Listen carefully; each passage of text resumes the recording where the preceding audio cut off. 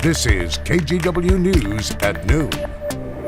Today at noon, police say they need your help to find Wesley Ash. That is the person on your screen, a 22-year-old from Gresham. Hello, I'm Christine Pitawanich. Thank you for joining us here at noon.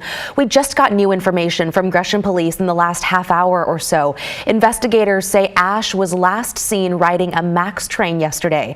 Police and family are now focusing the search there. The Blue Line runs through that area. Before getting on the MAX, police say he was at the Rockwood Library off Stark Street around 3:15 p.m. Sunday. His family says while he is 22, he functions at the level of a 14-year-old and depends on medication.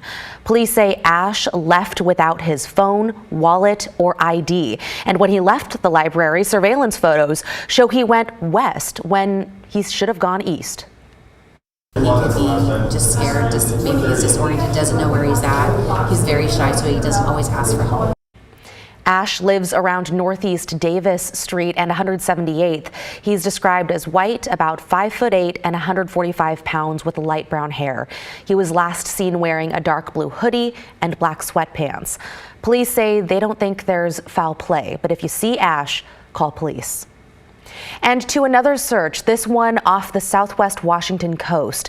A man is still missing after the crabbing ship he was on sank. Take a look at this video. A U.S. Coast Guard crew from Astoria rescued two men from a life raft around 8 o'clock Sunday night. The 46-foot crabbing ship got in trouble near the entrance to Willapa Bay near Long Beach. Search crews found pieces of the vessel that had broken apart. Crews called off a 15-hour search Monday night, but say they still hope to find the third person.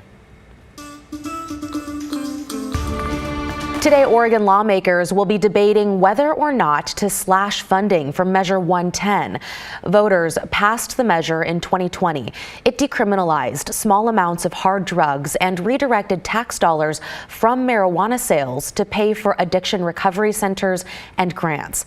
In a preliminary report released last week, the Oregon Health Authority found more than 60,000 Oregonians struggling with addiction got help through Measure 110. But less than 24 hours after that report was released in a public hearing, a House committee considered cutting as much as $60 million in funding. So at the center of the conversation today is House Bill 2089, which essentially divvies up the money from the state's marijuana tax. The bill would redirect some of the dollars to cities, counties, and state police. It would also designate a certain amount of money go to recovery programs every 3 months. We'll bring you the very latest on the hearing on air and online when we get new developments. Also happening in Salem, a new push to make naloxone, commonly referred to as Narcan, more accessible in places like schools and businesses. It's used to reverse the effects of an opioid overdose. The proposed laws would make it legal to obtain and use Narcan without a prescription. And school staff, for instance, would be permitted to use it without a parent's permission if they think a student is overdosing. Lawmakers tell us they expect these bills to pass with bipartisan support.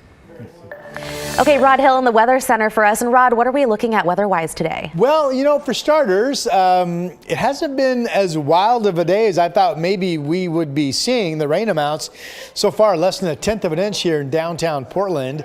And the winds, while gusting to 30, 32 in some spots, including Salem this morning, haven't really been widespread to that degree. The weather system is pushing inland. Right now we're actually getting a break in the rain, but there's more rain back to the west. The snow level is just now starting to get slightly below 4,000 feet up in the Cascades.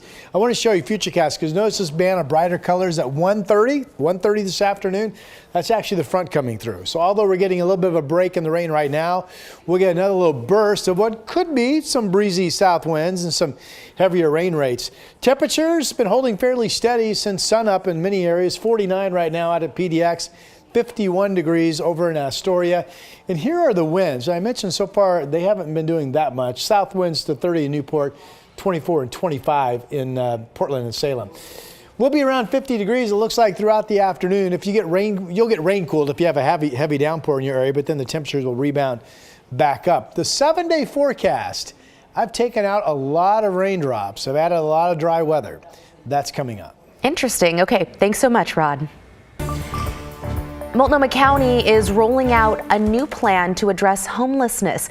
The initial goal is to move at least 300 people into housing over the next 4 months. But there still are questions about how to pay for that and also how this plan fits in with what Mayor Wheeler wants to do. KGW's Blair Best went to get some answers. It's the latest attempt at getting people off the streets and into housing. Off and on for the last 15 years. That's how long Diamond Howard has been homeless in Portland. It is crazy. I've been on a list for 4.5 years now. She's currently on 4 housing wait lists. So bad I can actually taste it. I dream of it, having my own keys to my own apartment. People like Diamond are the focus of Housing Multnomah Now, the county's latest plan to get 300 people into housing over the next 4 months. There are apartments already every day on the market. Dennis Terrialt at the county's Joint Office of Homeless Services says they'll flood certain areas of Portland with outreach workers.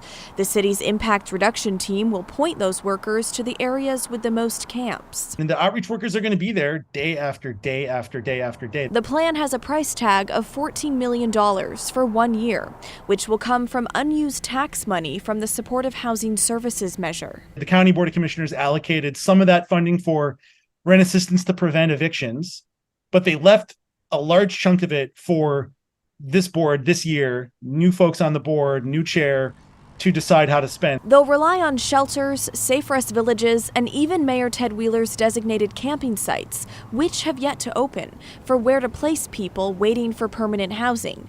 Meanwhile, they'll offer landlord incentives and rent assistance to speed up the housing process. If they want a shelter bed, any of those sites, including the city sites, would be available for those folks. So you say if they want a shelter bed, but we've already run into problems that people don't want a shelter bed. That's why the end goal is to get folks into housing. Many living on the streets are skeptical. They enjoy this whole roller coaster and this whole merry-go-round of, we're going to do this and end this homeless situation, but yet it never gets done. A part of this plan will aim to stop the cycle of moving people from one location to the other, one of the biggest concerns and setbacks for people living on the street. And it seems like every time I get my shit together and I buy a trailer, the city ends up towing it and taking it from me, so then I'm back to square one. I think it's good for our community, but most importantly, it's good for our most vulnerable neighbors. Homeless advocates like Devon Pouncey are optimistic for the plan, but believe housing is just the first step. And then I think also being able to tack on services to be able to assist them once they get the housing is almost nearly as important as. The county is urging the state legislature to pick up Governor Tina Kotek's $130 million investment package to address homelessness. That package would help kickstart what the county is trying to do. Blair Best, KGW News. So the mayor's office is responding. It released a statement saying, in part, the mayor's plan to develop temporary alternative shelter sites is absolutely still moving forward. We plan to announce sites and service providers soon. And have you heard? Someone in Washington state is now a multi-millionaire. Last night's winning Powerball ticket was sold somewhere in the state. Yesterday's $747 million jackpot is the 9th largest prize ever. This is the first Powerball winner since November 19th. So we still don't know exactly where in Washington that winning ticket was sold, but what we do know is someone in Oregon is a millionaire. It's not quite as much as, $747 million, but a $1 million ticket was sold in Beaverton on Saturday. So if you're thinking about how nice it'd be to maybe be part of that millionaire club, not to bring the mood down, but the odds of winning the Powerball jackpot are 1 in 292.2 million. Better luck next time, I guess. We'll be right back.